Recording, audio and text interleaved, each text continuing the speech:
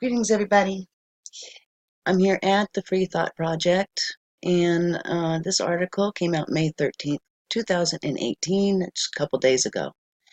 The DEA knowingly gave addicts and drug dealers licenses to prescribe opioids. Well, I'm shocked. Fueling the epidemic. Wow. Okay. As thousands of Americans die each year from opioid overdoses, an independent investigation into the DEA's conduct has found that it has been issuing controlled substance licenses to drug dealers, drug addicts, convicted felons, and, yeah, dead people. Which, wow, which is just one of the many things that have fueled the current crisis. Okay, this current crisis is affecting healthcare, all right? Healthcare. You know, sometime last year, when I went to see my doctor, she had told me that, the DEA had paid a visit to the local pharmacy and to the doctor's office. And because of this current crisis, people like me who are suffer chronic pain and anxiety, well, because of this crisis and all these deaths, now me who does not do drugs, I don't deal them, I don't do them, and but I'm being affected by this. All right, I am being affected uh directly because of this, anyways, and I'm sure a lot of other people are as well, you know. So let's read on. The investigation, which was conducted by the Daily Caller, noted that in 2006, only 510,000 individuals and organizations held controlled substance licenses. As of March 2018, I'm sorry, I've been drinking coffee and I've got dry mouth. Um, Hang on. All right, that's better.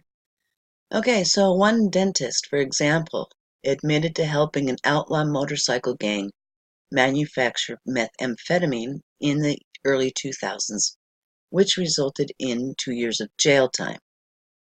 A DEA document said he'd been previously caught with meth several times and admitted to a history of substance abuse with alcohol, marijuana, methamphetamine, and cocaine. That same dentist was given a license to prescribe controlled substances in 2012.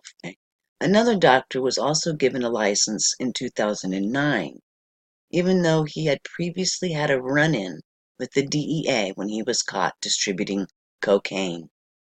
A doctor was caught distributing cocaine in 1981, but wasn't prosecuted because he cooperated. He cooperated with authorities, the DEA. He cooperated. He was arrested again in 2001 with cocaine and 2 prescription drugs, an opioid and a minor tranquilizer, and pleaded guilty to related charges in 2003. While the total number of DEA licenses providers exceeds 1.4 million people, it appears as though the agency is not doing its due diligence when it comes to regulating how opiates are being diverted from distributors directly to the street corner drug dealers. The Office of Diversion Control, as it's known, is a DEA department that is tasked with policing when opiates are being diverted from legitimate uses to nefarious ones. All right. Okay. The pipeline runs from the pharmaceutical company's production line. Hold on. Okay, so I kind of lost my place. Sorry about that. The pipeline runs from the pharmaceutical company's production line through distributors into the pharmacies and further down to drug dealers. But it seems as though they're not doing their job. You think? The investigation found that licenses are also held by both people who have died and people who are in prison. I wonder how they do that. How do they give a dead person a license to push opiates? I don't get it. But anyways, more than 760 people of the then 1.4 million registered with the DEA were potentially ineligible for licenses because the SSA reported them as dead, okay? They did not have the state-level permission to prescribe or distribute controlled substances, or were incarcerated for felony offenses related to controlled substances, okay? Some of the DEA's license holders did not even provide a social security number, making it impossible to conduct a background check prior to the license being issued. There you go. Oh my gosh. Nearly 700 social security numbers in the DEA's database were registered to multiple names or variations of names, which can be a risk indicator of potential fraud. You think? I think. Okay? Instead of supplying the required social security number, some applicants listed an employer identification number.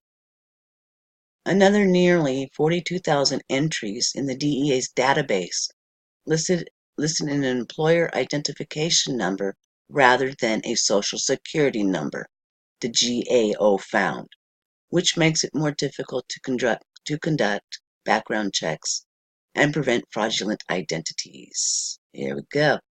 It is not as if the DEA is underfunded and cannot police the pharmaceutical industry or even its own licensing loopholes. In 2013, the agency took in, here you go, $328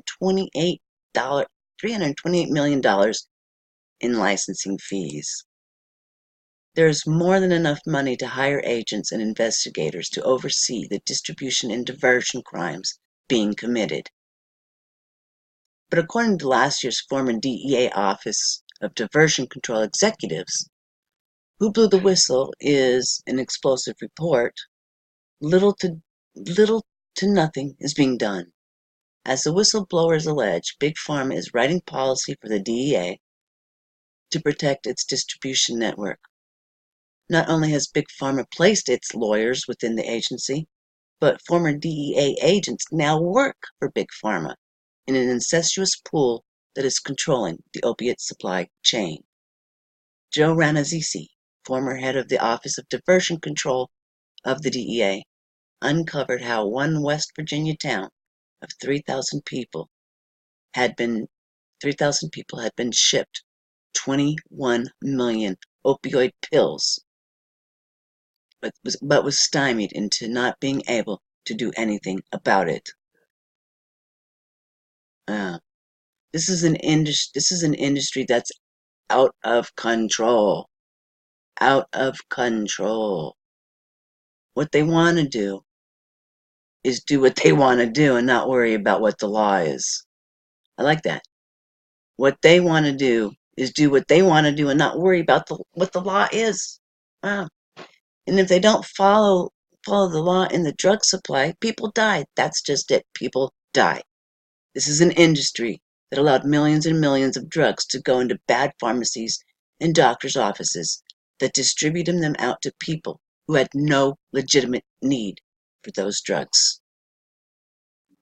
After Ranazzisi's exposed the diversion pipeline in West Virginia, as well as other diversion hotspots, the former DEA executive said Congress passed a law making it nearly impossible for anyone to do anything about it. It is called the Ensuring Patient Access and Effective Drug Enforcement Act, which was passed in 2016 and signed into law. He said the top DEA officials, along with Big Pharma lobbyists, helped draft the law, further shielding their profits from DEA fines for diversion infractions. The new law makes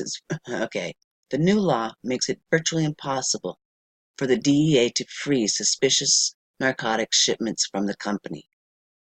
Ranazzisi resigned shortly after the law's passage, but he didn't stay silent. Unfortunately, it is now up to the American people to take on the opioid crisis head on.